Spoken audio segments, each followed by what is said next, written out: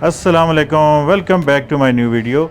आज हम जा रहे हैं नलतर वैली और इस टाइम हैं अभी हम गाकूच में।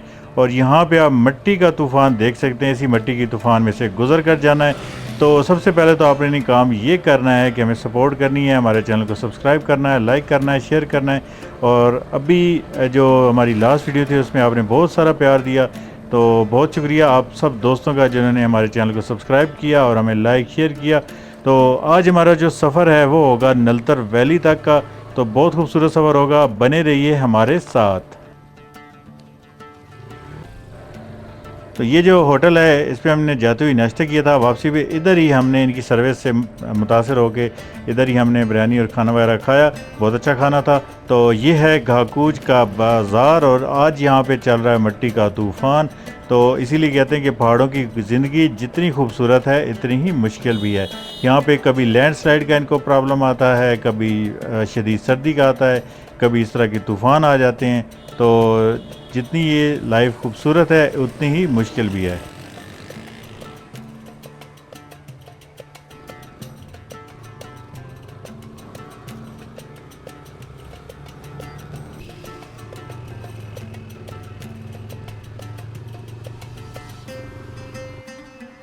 हम एक चीज़ मुनफरद करते हैं कि हम आपको जितने भी एरियाज़ होते हैं उनकी कंप्लीट हिस्ट्री बताते हैं। अब आगे चल के गिलगित की वो हिस्ट्री बताएंगे शायद जो आपने नहीं सुनी होगी। तो यहाँ पे है गाकूच और अभी हम इधर से जा रहे हैं नलतर वैली जिसके बीच में आएगा गिलगित। और यहाँ पे आप मिट्टी के तूफ़ान देख सकते हैं कि किस तरह के मिट्टी के तूफ़ान जो वो आ रहे हैं। जैसा कि मैंने पहले बताया कि पहाड़ों की ज़िंदगी जितनी खूबसूरत है उतनी ही मुश्किल भी है। तो ये जो छोटा सा गांव है गाकूच अपनी मिसाल आप है। और यहाँ पे आप देख रहे हैं जो रोड, ये गिलगित चित्राल रोड होगी या इसको शंदूर एक्सप्रेस हाईवे भी कह सकते हैं। ये जो रोड है जब कंप्लीट हो जाएगी तो उस वक्त आप शंदूर पास से होकर चित्राल जा सकते हैं बहुत ही इजीली, जो कि इस टाइम ऑफ रोड ट्रैक है। इस वक्त यकीनन जो मुश्किलात हैं लोकल को भी हैं, टूरिस्ट को भी हैं, लेकिन जब ये शंदूर एक्सप्रेस हाईवे बन जाएगा उस टाइम बहुत सी मुश्किलात जो हैं लोगों की हल हो जाएंगी। तो ये भी आप देख सकते हैं कि यहाँ पे बड़ी तेज़ी से काम जारी है। जहाँ पे ये रोड बन रही है वहाँ बहुत खूबसूरत रोड बन रही है, लेकिन यहाँ पे लैंडस्लाइड जो है इस रोड को बार बार तबाह भी कर देती है। तो यहाँ के जो इंजीनियर्स हैं, जो लोकल्स हैं, जो एडमिनिस्ट्रेशन है लोकल, तो उनको सल्यूट है कि वो बहुत जल्दी जो रास्ता है वो ओपन कर देते हैं। बाकी इस तरह के खूबसूरत जो गाँव हैं वो हमारे रास्ते में आते हैं, जो कि हमारा रास्ता रोक लेते हैं और हमें कहते हैं कि रुकिए, हमें देख कर ज़रूर जाइए। नीचे आप पानी का कलर देख सकते हैं, फिरोज़ी कलर, बहुत ही खूबसूरत कलर। हर जगह पे एक अलग ही कलर होता है। जैसे यहाँ पे आपको फिरोज़ी कलर नज़र आ रहा है, कहीं पे मटियाला सा कलर होगा, कहीं पे ब्लू कलर होगा। तो मुख्तलिफ़ तरह के कलर्स होते हैं। तो आप जब सफ़र के बीच का हिस्सा जब मिस कर देते हैं तो ये जो रंग हैं कुदरत के, ये आप मिस कर जाते हैं। तो अभी हम हैं शंदूर एक्सप्रेस हाईवे पे। जब भी हम जाएंगे गिलगित और गिलगित से हम जाएंगे आगे नलतर वैली। जैसे जैसे हाइट कम हो रही है इसी तरह टेम्परेचर जो है वो नॉर्मल हो रहा है। ऊपर जो टेम्परेचर था शंदूर पे तो बहुत माइनस में था, तकरीबन -6-7 उस टाइम था दिन के टाइम पे। और फिर जब हम नीचे फंडर वैली है वहाँ भी शदीद सर्दी थी, फिर यासीन वैली, गिज़र वैली। लेकिन अब यहाँ पर जो टेम्परेचर है काफ़ी हद तक नॉर्मल हो चुका है। इस तरह की साइट्स आएंगे जहाँ पे आपको रोका जाएगा, तो आपने सब्र व तहम्मुल का मुज़ाहरा करना है, यहाँ पे रुकना है, क्योंकि डेफिनेटली आप ना तो जा सकते हैं और फिर ये है कि आप उनकी मुश्किलात में भी इजाफ़ा कर सकते हैं। तो मिट्टी का जो तूफ़ान है यहाँ पे भी हमें फेस करना पड़ रहा है, लेकिन कोई मसला नहीं। ये जो इनको आप मुसीबतें कह लें या आजमाइशी कह लें, इस तरह की मुसीबतें या आजमाइशी जो हैं सफ़र का हिस्सा हैं। कई दोस्त पूछते हैं कि रेन कोट कई बार मैंने गर्मी में पहना होता है। गर्मी से रात जब यहाँ पे धूप निकली होती है उसकी वजह यही होती है, जब मिट्टी बहुत ज़्यादा होती है तो हमें अपने कपड़े भी बचाने होते हैं। तो उसका आसान हल यही होता है कि रेन कोट पहन लिया जाए, ऊपर हेलमेट और नीचे मास्क। इससे एक तो सेफ्टी तो अपनी जगह पे है हेलमेट, लेकिन उसके नीचे जो मास्क है ये आपको मिट्टी से इन चीज़ों से बचाता है। तो कैमरे को भी बार बार साफ़ करना पड़ता है, आप देख सकते हैं जितने मिट्टी आ रही है। तो इसलिए अभी तो मैंने ग्लव्स से साफ़ किया, जो करना ही चाहिए था, इसके लिए अपना कपड़ा होता है। तो वेट करते हैं जब ये रोड खुलेगा फिर आगे चलते हैं। लें जी, बच्चा आ गया बिल्कुल रोड के बीच में, तो इनको आपने बचाना होता है। इसमें आप ये बिल्कुल नहीं कह सकते कि बच्चा क्यों बीच में आया, तो वो तो बच्चा उसे नहीं पता, लेकिन आपकी स्पीड इतनी होनी चाहिए कि आप उसको कंट्रोल कर सकें। बाकी खूबसूरती जो है, ये जो ब्रिजेज़ हैं जगह जगह पे हैंगिंग जो ब्रिज होते हैं, इनको देखना, फिर वैलीज़ को देखना, फिर इसी तरह यहाँ की सकाफ़त को देखना, तो ये वही चीज़ें हैं जो कि हमको यहाँ पे खींच कर लाती हैं, और ये खूबसूरत चीज़ें हम आपको दिखाते भी हैं।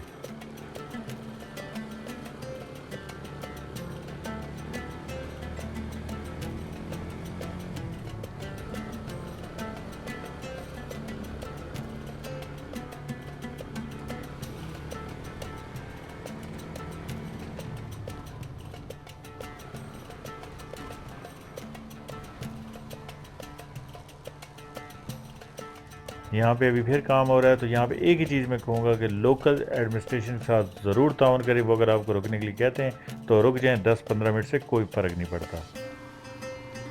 एक चीज़ यकीन करें कि यहाँ की जो लोकल एडमिनिस्ट्रेशन है बहुत अच्छी है। आपके ज़हन में होगा कि वो आपको रोक के बहुत खुश होते होंगे, लेकिन ऐसी कोई चीज़ नहीं है। हमने ऐसे लोग देखे हैं, ऐसे वर्कर देखे हैं जो कि टेंशन में होते हैं और हमें बार बार कह रहे होते हैं कि भाई बस थोड़ी देर, बस थोड़ी देर, और हम उनको कह रहे होते हैं कि यार कोई मसला नहीं है, हम ईजी हैं। अभी हम पहुँचे हैं जी गिलगित। ये महज एक शहर नहीं, बल्कि हज़ारों साल पुरानी तारीख का अमीन और दुनिया के 3 अजीम पहाड़ी सिलसिलों हिमालय, कराक्रम और हिंदू कश का संगम है। तारीख के झरोकों में झांके तो गिलगित का यह खित्ता कदीम ज़माने में गिगित के नाम से जाना जाता था, जो कदीम ज़बानों में एक अहम तजारती गुज़रगाह का मफहूम रखता है। ये वो सरजमीन है जहाँ से सदियों पहले बुद्ध मत के पैरोकार, चीनी स्याह और शाहराय रेशम सिल्क रूट के ताजिर गुजरते थे। अगर आप आज भी कारगाह के मकाम पर जाएं तो पहाड़ को काट कर बनाया गया वो अजीम शान बुद्धा का मुजस्समा आपको इस दौर की याद दिलाता है, जब गिलगित बौद्ध मत की तालीमात का एक अहम मरकज़ था।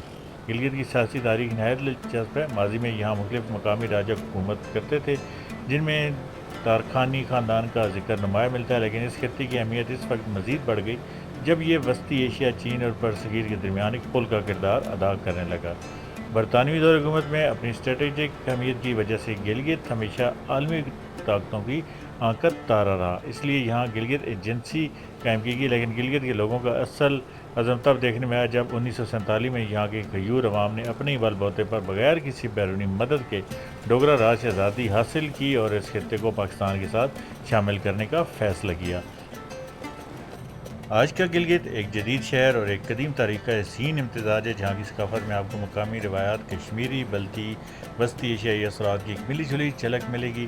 गिलगित की ये मिट्टी जहाँ अपने अंदर पुराने किलों और यादगारों के राज छुपाई हुई है, वहीं ये आने वाले सयाहों को अपनी मेज़बानी और मोहब्बत से हमेशा के लिए अपना बना लेती है। ये शहर तारीख इन सैकड़ों बरसों का गवाह है, जो इसके बुलंदोबाला पहाड़ों के दामन में खामोशी से गुजर गए। और आज हम इस तारीखी राहदारियों से गुजरते हुए अपनी अगली मंजिल यानी नलतर की तरफ बढ़ रहे हैं। दोस्तों, गिलगित से निकलते ही अब हमारा सफ़र एक ऐसे रास्ते पर है जहां एक तरफ फलकपोश पहाड़ हैं तो दूसरी तरफ हम सफ़र है दरिया हुंजा। ये दरिया इस खत्ता की रगों में बहने वाले खून की मानद है। इसका ठंडा, शफाफ और शोर मचाता हुआ पानी इस सफ़र को कितना ही सुहाना बना देता है।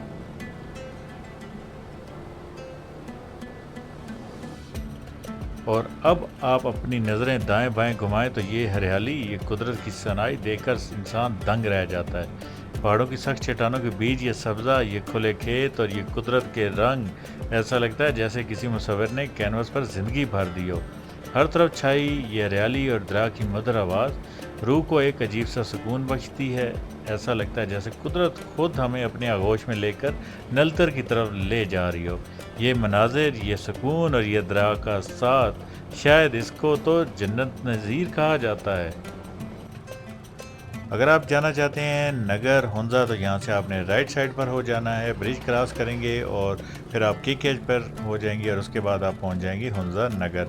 लेकिन हमने जाना है नलतर, तो हम इसी रोड को यूज़ करेंगे और नलतर पहुँचेंगे। जो ही आप नॉर्मल को क्रॉस करते हैं तो एक दफ़ा आपको ऐसे लगता है कि जैसे सब्ज़ा कहीं खो गया है या आप किसी नई दुनिया में आ गए हैं, क्योंकि यहाँ पे आपको खुश्क पहाड़ जो है वो आपका वेलकम करेंगे और फिर उसके बाद यहाँ पे अचानक इस तरह की शदीद चढ़ाइयाँ स्टार्ट होंगी, जहाँ पर 1 to 5 जैसे बाइक जो हैं वो अक्सर हार मानने के करीब होते हैं। लेकिन हम कोशिश करेंगे कि हम नलता तक इसी 1 to 5 बाइक पर पहुँच जाएँ।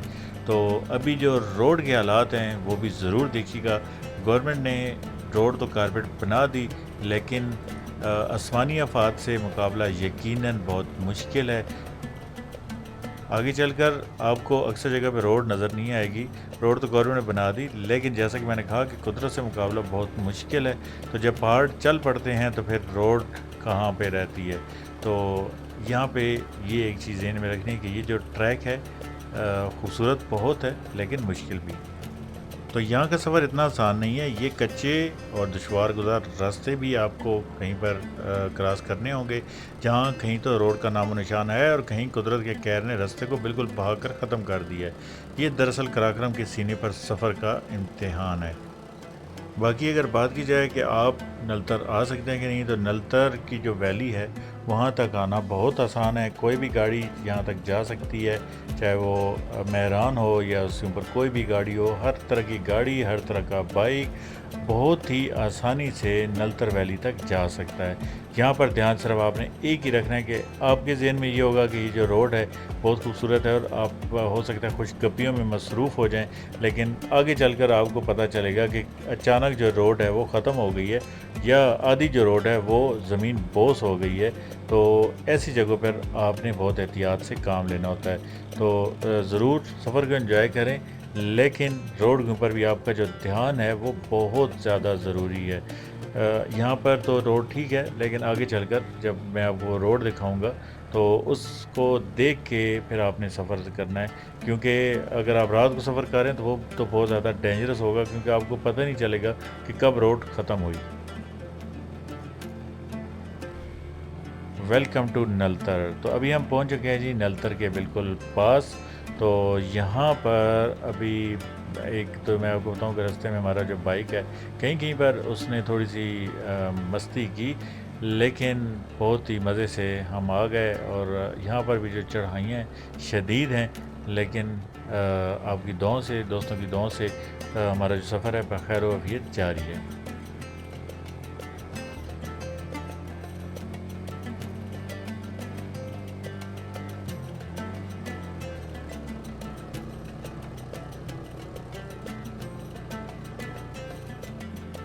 अब कई दोस्त कह रहे होंगे कि यार रोड तो बिल्कुल ठीक है, तो वो जो खौफनाक चीज़ है वो है जी ये सामने। और ये एक जगह पे नहीं है, आगे चलकर भी मैं आपको दिखाता हूँ कि अब यहाँ पे आप देखें कि ये जो रोड है लैंडस्लाइड की नज़र हो गई, और आगे चलकर भी काफ़ी जगह पे ये जो चीज़ है ये आपको बहुत ज़्यादा नुकसान पहुँचा सकती है। तो आपने यहाँ पे ड्राइविंग बहुत एहतियात से करनी है। कारपेट रोड थ्रू आउट नहीं है, अक्सर जगह पे आधी रोड है जैसा कि अभी आपने देखा, और अक्सर जगह पे लैंडस्लाइड जो है बिल्कुल रोड के ऊपर आई होती है। तो इस वजह से यहाँ पे आपने जब भी ड्राइव करना है तो आंखें खोलकर और बहुत ही ध्यान से और स्लो स्पीड में। अब यहाँ पे भी देखें कि आधी रोड जो है वाइट वाला जो ये लाइन है, इससे उस साइड पे आधी रोड थी और यहाँ पे तो पूरी की पूरी रोड ही बिल्कुल गायब हो गया। अगर आप ऊपर से अब आ रहे हैं, आगे रोड नहीं होगी, तो यहाँ पे आप खुद समझ सकते हैं कि क्या होगा। तो ये भी एक तरह की आप इसको कह सकते हैं कि डेथ रोड बन चुकी है। लेकिन ये है कि मकामी जो एडमिनिस्ट्रेशन होती है वो रास्ता तो ज़रूर कर देती है, लेकिन यहाँ पे एक सजेशन मैं ये ज़रूर दूंगा कि जहाँ पे इस तरह की रोड है जहाँ पे बिल्कुल ख़त्म है, तो उससे पहले ही पत्थर ये इस तरह की कोई चीज़ हो, ताकि अगर गाड़ी चलने पत्थर से लग जाती है तो कोई मसला नहीं, लेकिन ऐसा ना हो कि बिल्कुल ही आगे निकल जाए। तो यहाँ पर भी आप देख सकते हैं कि बिल्कुल ट्रैक ये खुद ही बनाया गया है, यहाँ पर रोड का तो नामो निशान नहीं है। यहाँ पर आकर मैं ये सोच रहा हूँ कि रोड कहाँ पर थी, मैं कहाँ पर हूँ और अब ट्रैक कहाँ पे जा रहा है। तो बहुत सी चीज़ें यहाँ पर जो पहाड़ हैं उनकी मर्ज़ी से चलती हैं। गवर्नमेंट अपनी मर्ज़ी से रोड बनाती है, लेकिन पहाड़ जो हैं रोड को अपनी मर्ज़ी से राइट या लेफ़्ट कर देते हैं। तो यहाँ पर भी वही सीन है कि रोड कहाँ पर है, ट्रैक कहाँ पर है। बाकी अभी हम तकरीबन पहुँच चुके हैं जी नलतर वैली के पास, तो इसलिए आपको थोड़ा थोड़ा जो सब्ज़ है वो देखना जो है वो स्टार्ट हो गया होगा। नलतर वैली एक लश ग्रीन वैली है, यहाँ पे अगर आप आते हैं तो यहाँ पे काफ़ी लेक्स आपको देखने को मिलेंगी। तो वो सारी डिटेल ऊपर चल के मैं आपको दिखाता हूँ, लेकिन एहतियात एहतियात और सिर्फ एहतियात।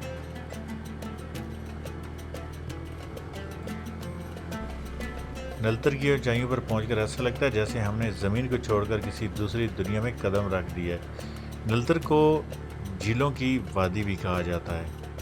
उन झीलों में मौजूद हैं नलतर झील है, जिसे सतरंगी झील भी कहा जाता है। इसे लोग अक्सर सतरंगी झील इसलिए भी कहते हैं कि इसका रंग मौसम और रोशनी के लिहाज से बदलता रहता है, इसलिए इसे सतरंगी कहा जाता है।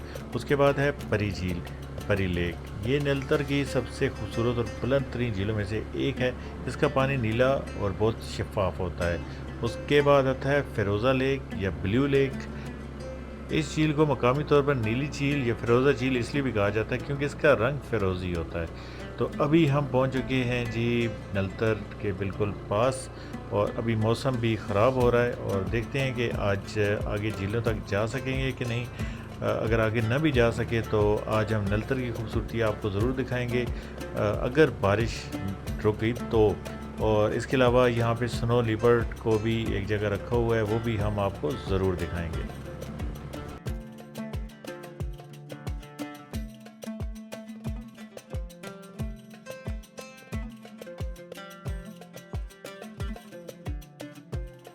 यहाँ पर जब हम आए तो शदीद बारिश ने हमारा इस्तकबाल किया, जैसा कि अभी आप देख रहे हैं। तो फिर हमें लेनी पड़ी होटल, और ये हमारे बाइक खड़े हैं और अभी हमने क़याम किया होटल में। तो आज आगे कहीं पर भी जाना नामुमकिन हो चुका है क्योंकि ऊपर माउंटेन्स जो हैं वहाँ पर तो इस टाइम स्नो चल रही है, नीचे शदीद बारिश चल रही है। तो जो स्नो लिपर्ड को आपको दिखाने का हमारा प्लान था वो भी आज मुश्किल है, क्योंकि ये जो सामने आपको जंगल नज़र आ रहा है यहाँ पे ही स्नो लिपर्ड है। तो ये जी हमारा आज का होटल, जिसके नाम यहाँ की मुख्तलिफ पीक्स के ऊपर रखी हुई हैं, जैसा कि आप देख सकते हैं। तो यहाँ पर है जी नांगा पर्वत, और हम ठहरे हैं राका पोशी में। हमारा जो रूम है इसका नाम है राका पोशी। नहायत खूबसूरत रूम है। और ये हैं जी वकार भाई, और अभी सोच रहे हैं कि आगे क्या किया जाए। बाकी बाहर जो है बारिश जो है शदीद चल रही है इस टाइम।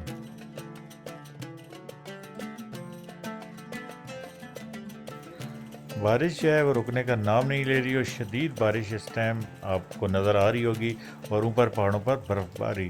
तो ठंड में भी बहुत ज़्यादा इजाफा हो चुका है। तो आज हम करेंगे रेस्ट, और कल हम आपको दिखाएंगे स्नो लिपर्ड, और आगे झीलों तक अगर रास्ता हुआ तो वो भी हम आपको ज़रूर दिखाएंगे। तो उम्मीद करता हूँ आज के सफ़र को भी आपने यकीनन बहुत इन्जॉय किया होगा, और अगर इन्जॉय किया है तो इसको लाइक ज़रूर कीजिएगा और शेयर ज़रूर कीजिएगा अपने दोस्तों के साथ। चैनल को सब्सक्राइब तो आपने कर लिया होगा। तो अब हम कल अपना सफ़र दोबारा स्टार्ट करेंगे, तब तक अपना ढेर सारा ख्याल रखिएगा। अल्लाह हाफिज़।